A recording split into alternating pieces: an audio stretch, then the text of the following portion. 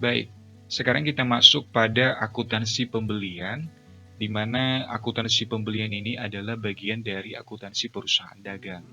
Nah, pada akuntansi pembelian ini, ada dua hal yang perlu kita ketahui, yaitu ada potongan pembelian sama retur pembelian. Namun, sebelum kita masuk pada potongan pembelian dan retur pembelian, kita harus mengetahui dulu apa itu pembelian. Nah, pembelian dalam akuntansi itu ada dua. Ada pembelian secara tunai dan ada pembelian secara kredit. Pembelian secara tunai yang dimaksud di sini adalah perusahaan tersebut mengeluarkan sejumlah uang tunai untuk membeli atau memperoleh barang yang bakal diperdagangkan. Nah, pembelian secara tunai ini dijurnal dengan mendebit yang namanya pembelian dan mengkredit yang namanya kas, karena dia melakukan pembelian secara tunai. Sementara kalau pembelian secara kredit itu adalah pembelian barang dengan cara mengkredit, berarti perusahaan berutang untuk membeli barang dagangan yang bakal diperdagangkannya. Nah, jurnal yang dibuat adalah mendebit pembelian dan mengkredit yang namanya utang. Nah, sekarang kita masuk pada potongan dan retur pembelian. Nah, ini adalah hal yang sangat penting untuk kita ketahui, di mana potongan pembelian itu adalah pengurang dari jumlah suatu pembelian. Misalnya, kita melakukan pembelian 26 juta, sementara karena kita membayarnya secara tunai atau membayarnya sesuai waktu yang ditentukan, maka kita akan memperoleh yang namanya potongan. Tadi salah satunya contohnya potongan 2% atau 5% dan seterusnya. Tergantung persetujuan dari suatu perusahaan tersebut. Nah, sekarang retur pembelian. Apa itu retur pembelian? Retur pembelian itu terjadi bila barang dibeli tidak sesuai pesanan atau dalam keadaan rusak, maka barang tersebut dikembalikan atau disebut dengan retur pembelian. Nah, retur pembelian ini biasanya terjadi pada pembelian-pembelian online. Salah satunya adalah pembelian di Lazada. Biasanya kalau kita memperoleh suatu barang atau memesan suatu barang, giliran tiba di tangan kita, tiba-tiba barang tersebut rusak atau tidak sesuai dengan yang kita inginkan. Maka terjadi yang namanya pengembalian barang. Artinya kita kembalikan barang kepada pihak yang bersangkutan karena barang yang kita beli tidak sesuai atau dalam keadaan rusak. Nah, oleh sebab itu sekarang kita masuk pada contoh-contoh soal. Yang pertama sekali adalah potongan pembelian. Salah satu potongan pembelian dalam akuntansi atau syarat potongan pembelian yang biasanya digunakan yaitu 2/10 N30. Namun ada beberapa potongan pembelian dalam akuntansi. Ada 2/15 N30, ada EOM, ada 2/10, 1/15 N10, dan ada N10 EOM. EOM itu kepanjangannya ya. Oke, namun yang sering digunakan dalam akuntansi itu adalah dalam perhitungan faktur ya, yaitu 2/10 N30. Nah, sebelum kita mengenal lebih dalam tentang syarat pembelian 2/10 N30 ini, alangkah baiknya kita harus mengetahui apa itu syarat pembayaran dalam dunia akuntansi. Syarat pembayaran maksud ini adalah perjanjian antara penjual dan pembeli atas pembayaran barang dagang yang dibeli. Tuh, syarat pembayaran itu perjanjian. Nah, syarat pembayaran berkaitan dengan potongan tunai, jangka waktu pembayaran, dan jumlah potongan yang diberikan.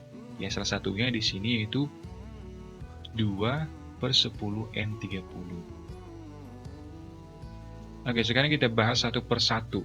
Yang pertama 2. Ya, 2 ini menunjukkan presentase diskon yang ditawarkan oleh penjual kepada pembeli. Sementara 10 ini menunjukkan jumlah hari dalam tanggal faktur, di mana pembeli itu harus bayar faktur tersebut untuk menerima suatu diskon. Artinya kalau dia membayar dalam jangka waktu 10 hari, maka dia akan memperoleh yang namanya diskon. Kemudian N30. N30 ini merupakan perhitungan jika pembeli itu tidak bisa membayar jumlah penuh faktur dalam 10 hari sebagai syarat diskon, maka jumlah pembayaran bersih yang harus dibayar jatuh tempo dalam waktu 30 hari. Cuman dalam 30 hari, dia tidak memperoleh yang namanya diskon. Kalau 10 hari, dia akan memperoleh sebesar 2%. Ini 2. Artinya, kalau pembeli bisa membayar dalam 10 hari, berarti dia memperoleh diskon sebanyak 2%. Tapi kalau dia tidak bisa membayar dalam 10 hari, maka dia bisa membayar dalam 30 hari. Artinya dalam 30 hari ini, dia tidak memperoleh namanya diskon sebesar 2%. Itu maksudnya. Oke. Sekarang kita masuk pada contoh soal. Contoh soal di sini ada dua transaksi yang perlu kita pecahkan ya.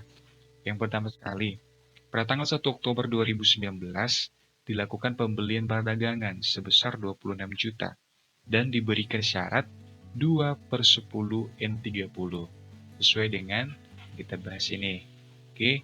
Kemudian pada tanggal 11 Oktober 2019 dibayar hutang sehubungan pembelian pada tanggal 1 Oktober atau sehubungan dengan transaksi yang dilakukan pada tanggal 1 Oktober ini. Berarti di sini sudah tercantum langsung bahwa dia sanggup membayar dalam 10 hari. Dan dari tanggal 1 Oktober dibayar tanggal 11 Oktober. Nah, untuk menyelesaikan hal tersebut, kita membuat yang namanya jurnal penyesuaian yang pertama sekali. Untuk 1 Oktober, jurnal penyesuaian yang kita buat adalah di mana debit pembelian 26 juta dan di kredit hutang sebesar 26 juta. Nih, kenapa kita buat jurnal seperti ini? Karena dia melakukan pembelian secara kredit dan diberikan syarat 2/10 N30. Nah, pada tanggal 1 Oktober, syarat 2/10 N30 ini tidak diberlakukan dulu karena dia masih belum membayar. Namun, syarat ini berlaku setelah terjadi yang namanya pembayaran. Nah, sekarang pada tanggal 11 Oktober 2019 dibayar hutang sehubungan pembelian tanggal 1. Nah, maka berlaku yang namanya 2/10 N30. Nah, pada tanggal 11 bulan 10 terjadi yang namanya pembayaran. Maka yang perlu kita hitung adalah 2/10 N30 itu sama dengan ini, potongan 2% dari nilai utang, itu 26 juta. Berarti potongan untuk pembeli yaitu 520.000. Ya, berarti utangnya berkurang karena dia sanggup membayar 10 hari. Oke. Namun, jika seandainya dia tidak sanggup membayar dalam jangka 10 hari yang telah ditentukan, maka dia bisa membayar dalam 30 hari ke depan. Berarti dari tanggal 1 sampai 30 Oktober dia bisa membayar, cuman dia tidak memperoleh namanya diskon ini. Artinya dia membayar sepenuhnya, yaitu 26 juta. Oke, jurnal yang kita buat pada saat pembayaran adalah di debit hutang, di kredit kas 25.480.000 dan potongan pembelian sebesar 520.000. Nah, artinya blend sebelah debit 26 juta, sebelah kredit 26 juta. Nih.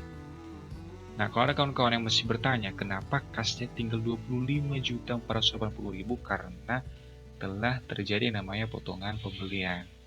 Artinya 26 juta utangnya, maka dipotong sebesar 2%, yaitu 520.000. Maka hasilnya sama dengan 25.480.000. Oke, sekarang kita masuk pada retur pembelian. Nah, retur pembelian ini artinya, setelah kita bahas sebelumnya, pengembalian atas pembelian dianggap sebagai pengurang terhadap pembelian, seperti halnya potongan pembelian. Nah, pengurang terhadap pembelian. Nah, jurnal yang kita buat dalam menyelesaikan retur pembelian itu adalah di debit hutang usaha, dan ini adalah retur pembelian.